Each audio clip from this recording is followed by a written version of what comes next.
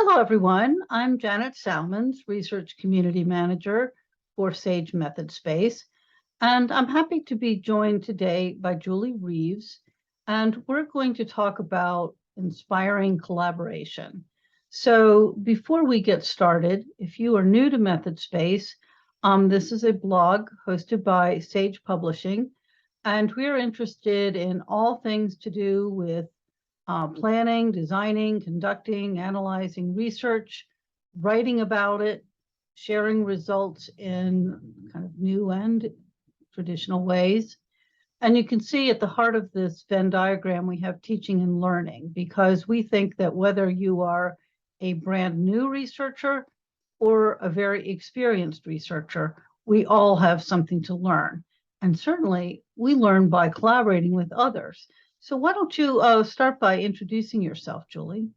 Oh, thank you, Janet. Yes, I'm Dr. Julie Reeves. I'm a researcher developer, and I've been a researcher developer for a couple of decades now, and work largely with researchers. My background initially was in politics and international relations, but now I research on researchers, and I'm very interested in, not just providing training programs and support for them, but also kind of investigating what works and what doesn't work. And thank you for the opportunity, Janet, to talk about inspiring collaboration and engagement, which was co-authored by with two colleagues. Actually several colleagues, because there's quite a few contributors to this.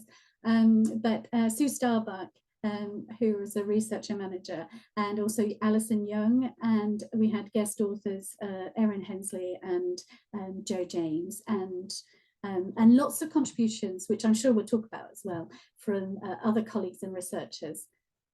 Well, to begin with, how do you define collaboration in your book? I think, one of the things that happens when something becomes kind of a buzzword, I find that, people will say they're collaborating if they just had, a conversation with somebody, they're, so what's your definition for this book? Yeah, I think it started off quite simply. So we started off by saying that because we were talking about collaboration and engagement. So we were doing the two, but we took it first of all as two or more people who were working together to produce an agreed outcome. Now, ideally that would be a mutually agreed outcome, and there would be different layers and different levels to this. So we kind of distinguished between working with or along for someone and working with people. And so the engagement end was very, and we use examples in the book as well, that engagement could be where you're, a researcher just working with end users and then feeding back to them, whereas collaboration would be more of the end users, you working side by side, so working with people. So we drew out that distinction, and I think in your work as well, you talk about it being purposeful, and that's what we felt. It was purposeful and should be mutual. Everybody should get something or contribute to and get something from it.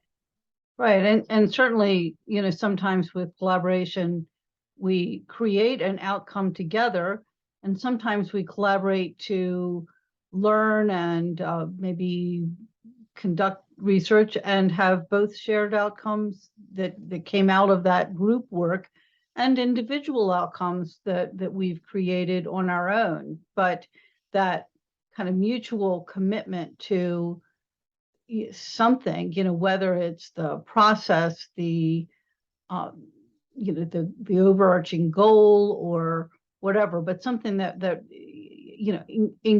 I think it does tie in with the engagement in terms of the research partners. So, I mean, since your book was published, we've gone through this global pandemic, which, we keep thinking is over, but keeps lingering.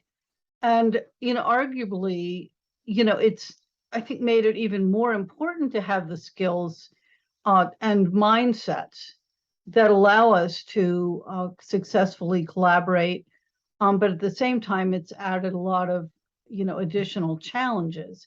Tell us about, your views about collaboration and some of the maybe experiences you've had in working virtually during this time.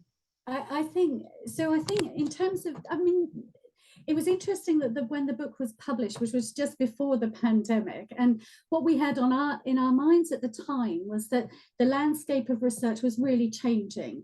That you know that there are policy changes in terms of where institutions should get their funding from. You know, in the UK in particular, this encouragement of institutions to work with industry or to try and diversify income, and also bringing doctoral researchers together. And then with the pandemic, you know, I think that's heightened that even further. And I think that, so it wasn't just that landscape was changing before COVID. I think it's really COVID has illustrated a number of things. One, that we can quite simply, you know, work together online and internationally. I think that that's demonstrated, really impacted on teaching and learning.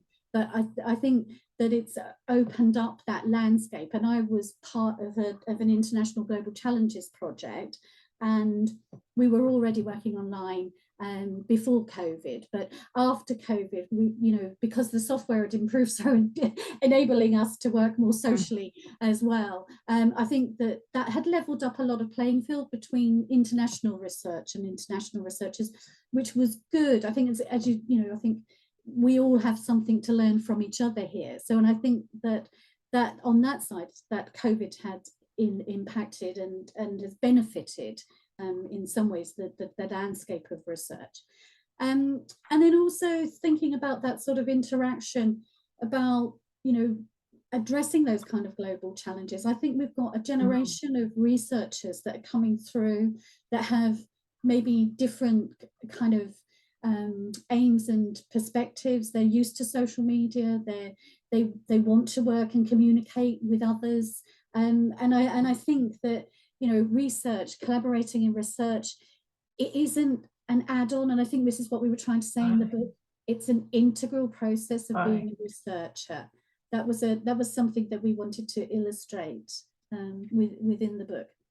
And I mean, just to highlight a couple of the points that you made. I mean, in the first point about, you know, the pressure, which I think, you know, we're seeing around the world for different streams of funding, and those streams of funding often come with different, you know, trying to mesh priorities, to negotiate goals, and, you know, it certainly depends on the funding source, but, you know, in many cases, the funder wants to have a more collaborative role.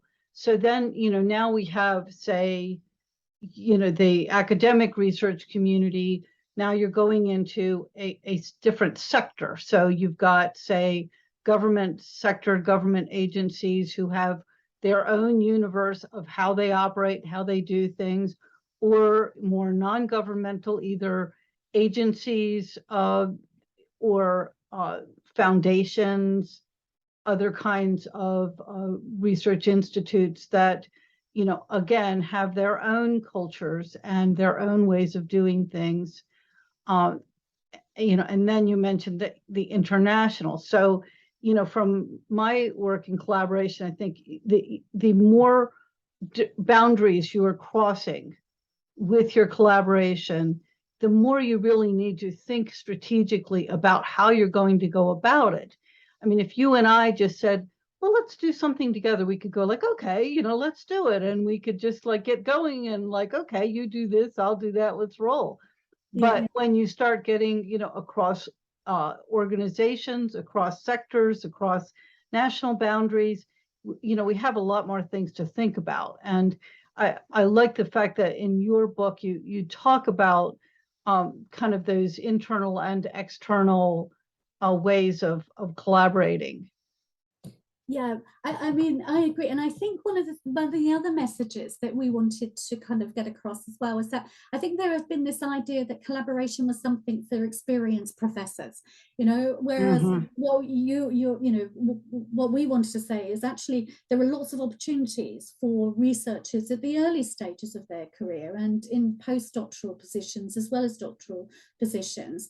And that you need to start doing these kinds of thinking about what opportunities are there for you, you know, from within the organization or university to start off with. And in fact, that collaboration might just be with, you know, a fellow doctoral researcher. Right. To set up a seminar or to work with librarians to put on a display. So it's we were sort of saying we were trying to encourage this mindset of thinking about how can I work with others. You probably do it, but we don't do it so mindfully, and you know, and trying to then perhaps encouraging researchers to think about how they might position themselves by starting small and looking for those collaborative opportunities within that, you know, within your radius and within your institution, and then start to think about how could I build outwards, you know, and as you say, take a more strategic approach to that.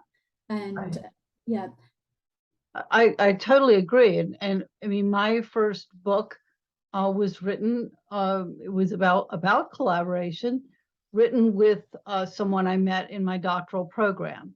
And, you know, when working with doctoral students, when I no longer teach, but in that role, I always encourage people to like really have your antenna out to look for the people who you not only have like mind. I mean, in my example, this was a person in a different program, but we both had an interest in collaboration, and so we, you know, that we had that common thread. You know, look for potential partners, and also reflect on the collaborative experiences that you have. Don't just, you know, say jump to conclusions and go like, oh, that was, you know, a can of worms, I never want to do that again. Okay, well, why, you know, what could you do differently in the next one? Do you need a better agreement ahead of time? Do you need to take some time for relationship building, trust building, that, you know, where, you know, I think all of us, you know, are like, okay, let's get going on this thing. Not like, well, wait a minute, before we can get going, we need to think through who's doing what, how are we working together, you know, what other resources do we need outside of our group, and how are we going to communicate? If I send you an email, do I expect to hear back from you in an hour, in a day, in a week? I mean, let's try to set up some patterns so that we don't start to get aggravated, like, you know, I sent her this, how come I haven't heard anything back? Well, they may have a totally different kind of time scale in mind or whatever, you know. So and I think that reflective process, you know, as you're going through those smaller projects in, you know, while you are a student or while you are just getting started, to really use those as learning experience. Yeah, absolutely. And I think that example that you've given of email, you know, is such a simple thing, but actually, you know, trying to encourage researchers to think in a professional way. How do we do this? And I think that's, you know, as we become very used to sort of texting and working online as well, we become more informal and perhaps take some of those methods of communication for granted. And so within doctoral research, I think, and also if you're working on a contract as a postdoc as well, you know, it's very difficult to sort of, you know, how do I get these professional skills? And one of the things that I think that, you know, what I think what your messages are, and ours in the book as well, is that there are all these opportunities around, but you do need to reflect on it.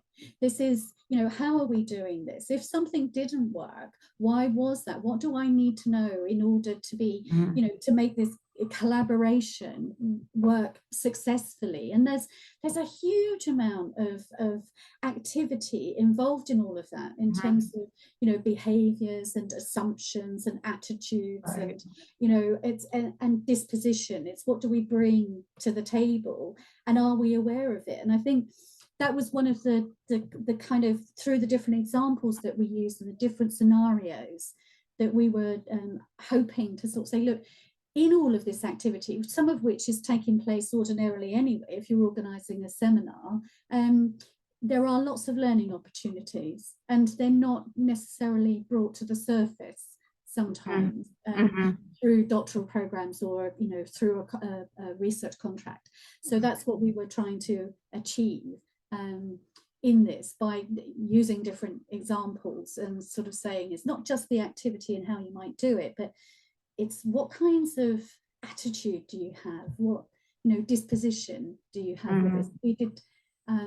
We did kind of come down to 7 things in the end, which I think, you know, our code of collaboration, if you like, which it starts off with just being compassionate, that, you know, you have to respect other people's perspectives, and sometimes we don't stop and take that on board, I think, you know, or we don't have the occasion to think about it. So, what do you want to share the other parts of it? well, the others were, yeah, I mean, you know, it's not quite a taxonomy, but it was because we were taking that sort of practitioner and practical kind of approach. What do you need? And it's, so being compassionate, being committed as well. You need to be committed to this collaboration and activity, and then being curious about what other people bring and what other people are up to, I think. And then being candid. I think it's very important everyone's honest and open, or able to do that, and being creative, so being adventurous. I think one of the things we wanted to say was that this is a fun activity. It's challenging, and it requires thought and work and strategic effort, but it should be fun. And then the constructivist approach as well, about being prepared to kind of meet the unexpected and respond collectively to that as well. And then it wasn't quite a C, but it was uncertain, because there's a lot of uncertainty, not just in research, but, you know, how I think that these collaborations bring the unexpected to the fore, which is how do we respond to that? How do we deal with it? And, you know, where does it go from here?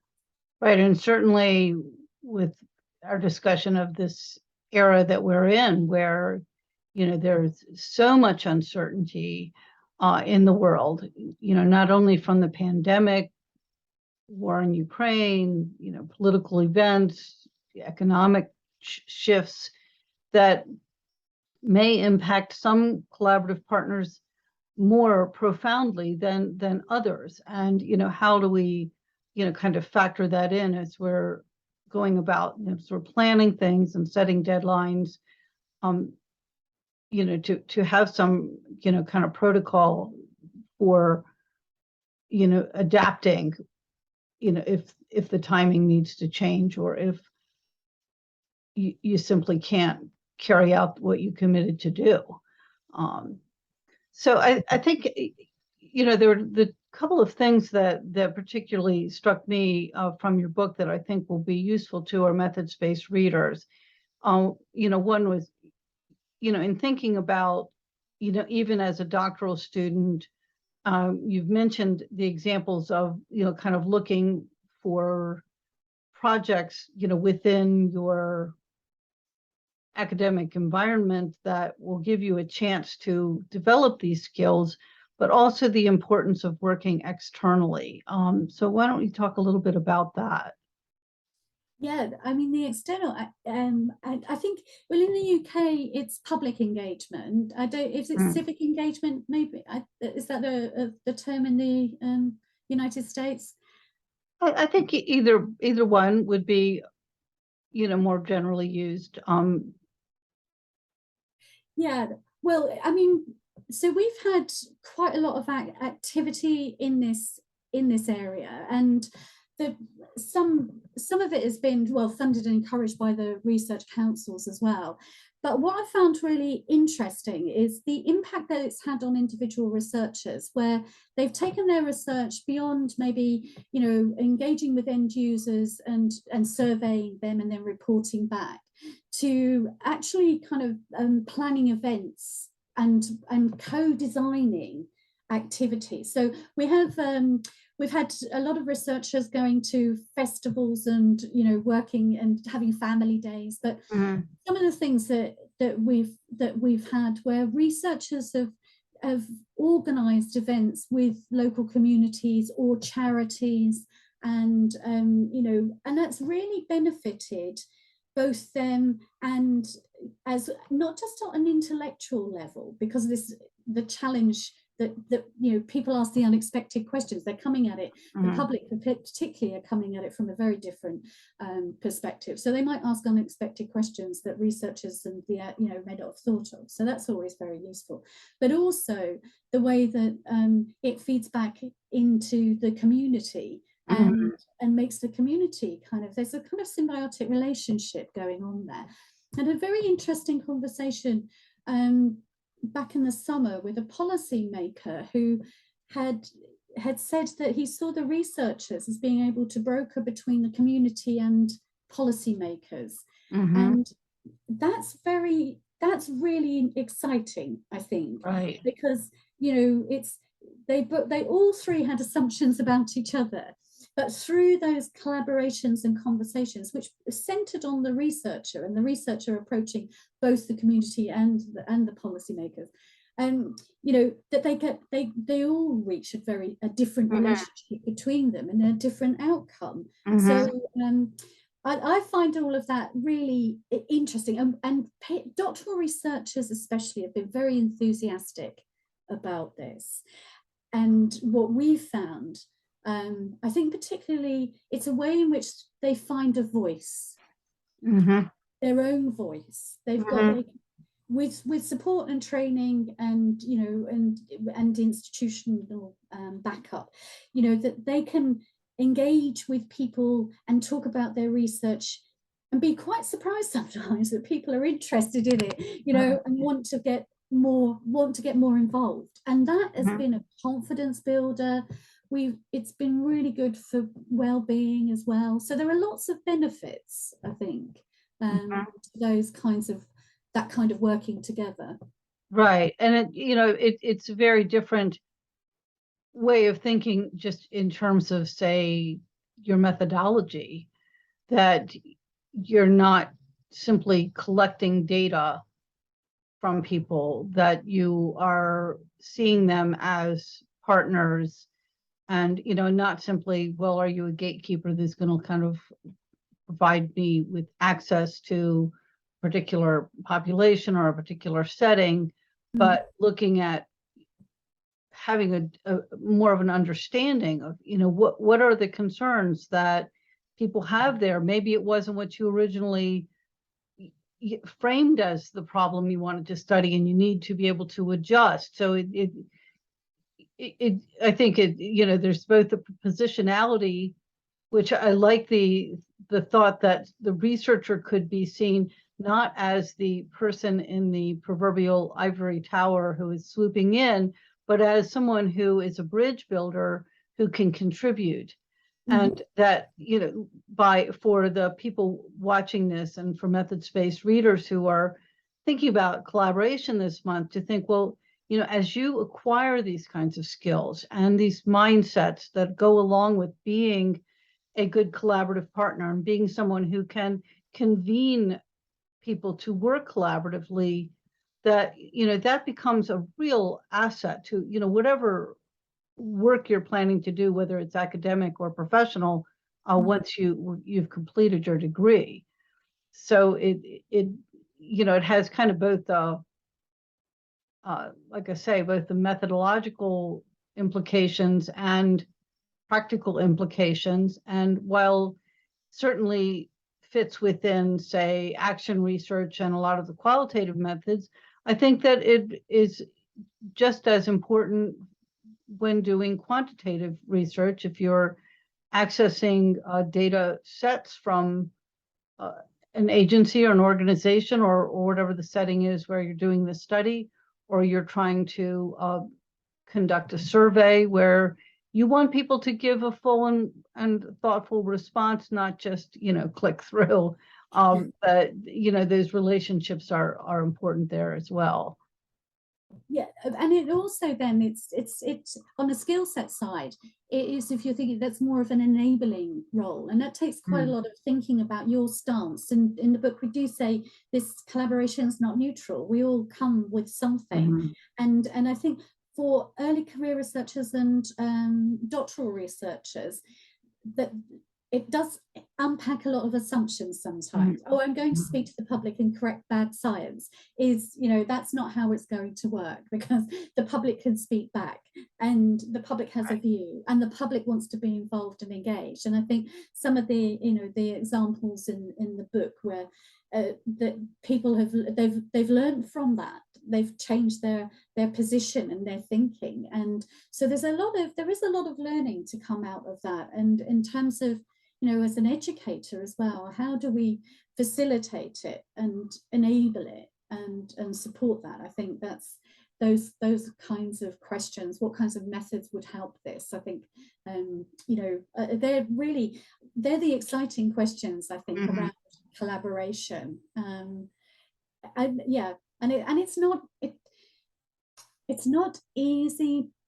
In a sense, you have to do it. I think you have to be involved and engaged and hands-on with it. And the debriefing is really important part of the process. So we've referred to your book a couple of times here. Why don't you tell us, how you think this book could best be used and who would benefit from reading it? Yeah, I think in terms of being used and the benefits, I think it's got lots of practical examples. And so we wrote it for, it sounds terrible really, but it's everyone in an institution. And I'm sort of reflecting whether it would be useful for people outside of an institution. It might be a useful insight for them, but the audience, we had a point where we wanted to encourage and inspire our doctoral researchers by using examples and giving practical kind of a help and some kind of activities for them, and also for early career researchers as well. But we're also, we know that this is a challenge for institutions. So speaking to the people that support researchers, so whether you're a supervisor or a line manager or a research manager as well, because of the funding side of things and opening up those research opportunities, it's that hopefully there would be something for everyone in there. Institutions that are looking to do this, people who are new to it, people who are perhaps a bit more experienced and looking for, there are some really lovely examples from doctoral knowledge partnerships and or doctoral training partnerships and other community kind of engagement projects. So if you kind of think, oh, I could translate that into my setting, and also to researchers, I think, and in fact, I think, we have a chapter on resistance because we know sometimes this isn't, if you're, a supervisor and you're worried about a student keeping up or completing, it's, that we need to challenge those ideas as well. So there's something in there for people who even perhaps a little bit skeptical about it. What are the benefits? So I think, that's quite a broad answer. Right. But well, thank you for explaining that, and I hope that for those watching, we'll take a look at this very useful, concise book and find something in there that would help you to, kind of take your ability to work with others to a new level. So, so thank you for sharing with us a little bit about your work. Thank you, and we want to say that it's fun. It's a fun thing to do. Right. If you feel confident about your skills, then it becomes a lot more fun. Mm. Whereas if you're nervous that something is not going to work, then that makes it a little more difficult. So hopefully Yeah. this book will help you to build some of that confidence. Yes, we hope so too. Right. Thank you, Janet.